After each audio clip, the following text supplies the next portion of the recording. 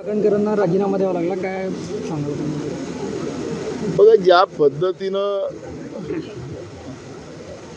जे काही घटना झालेल्या आहेत, आता हा भोंदूबाबा खरात, मी मागच्या अधिवेशनामध्ये सुद्धा नाशिकचाच मुद्दा घेऊन त्याच्यामध्ये खरात कोण होता आता तो समोर आला, पण राज्याच्या मुख्यमंत्र्यांनी गृह खातं त्यांच्याकडे होतं, त्यांनी सांगितलं की असं कुठलीही घटना झालेली नाही, नुसतं आता खरातच नाही तर नाशिकमध्ये पुन्हा अजून एक जे आहे त्याच्यामध्ये अधिकारी आहेत, काही मंत्री आहेत, मंत्रालयातले अधिकारी त्याच्यामध्ये सम्मिलित आहेत आणि त्याच्यामुळे एक मोठ्या प्रमाणात नाशिकमध्ये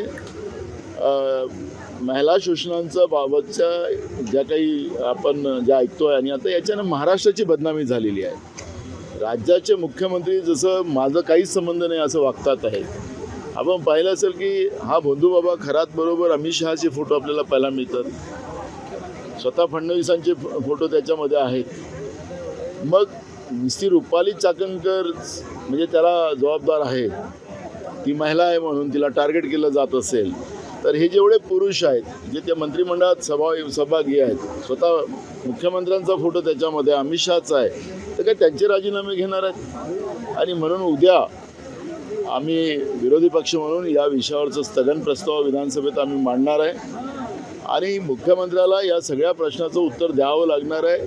कुठं ठेवला नेऊन आमचा महाराष्ट्र, हा प्रश्न या निमित्तानं निर्माण झालेला आहे। नाशिकमध्ये आता कुंभ होणार आहे, पवित्र स्थळ आहे ते, आणि या पवित्र स्थळावर या पद्धतीचं हरामखोरी महिला शोषणाची कामं चाललेली असताना मागच्या अधिवेशनामध्ये त्याला बगल देण्याचं जे काम झालं त्याच्यामध्ये सरकारचाच त्याच्यामध्ये सर्व सहभाग आहे असं आता आपल्याला पाहायला मिळतं।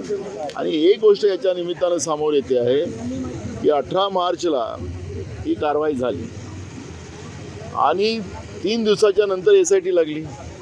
आता हे 3 दिवसाच्या नंतरची SIT जी लागलेली आहे, आम्हाला संशय, मला स्वतःला संशय आहे की काही लोकांना टार्गेट करण्याचं, कारण की पोलिसांनी गुन्हा दाखल केला, पोलिसांना चौकशी करू द्यायला पाहिजे होती, पण ती काढून पोलिसांची चौकशी SITला देणं म्हणजेच काहीच लोकांना त्याला टार्गेट करून त्यांना ब्लॅकमेल करण्याचं काही प्रयत्न सत्तेमध्ये बसलेल्या सरकारमधले काही प्रमुख जे लोक आहेत त्यांचा आहे का?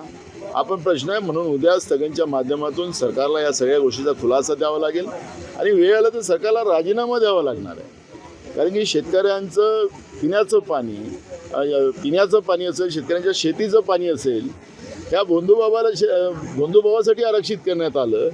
एकीकडे पाण्यासाठी शेत्या मरतात आहेत, लोक पिण्याचं पाणी नसल्यामुळे बिस्लरीच्या बॉटल घेऊन पाणी पितात आहेत, आणि एकीकडे या भोंदूबाबाच्या पाया लागून त्याला या शेतकऱ्यांचं पाणी देण्याचं पाप ज्या लोकांनी केलेलं आहे त्या सरकारला, कारण की अखेरी पाण्याचं आरक्षण देण्याचा त्याला कॅबिनेटचा निर्णय आहे, तर त्याला सरकारच जबाबदार आहे आणि म्हणून या सरकारने राजीनामा द्यावा अशा पद्धतीची आम्ही भूमिका मांडू आणि उद्या आम्ही लोक स्थगन प्रस्ताव याच्यावर आणू।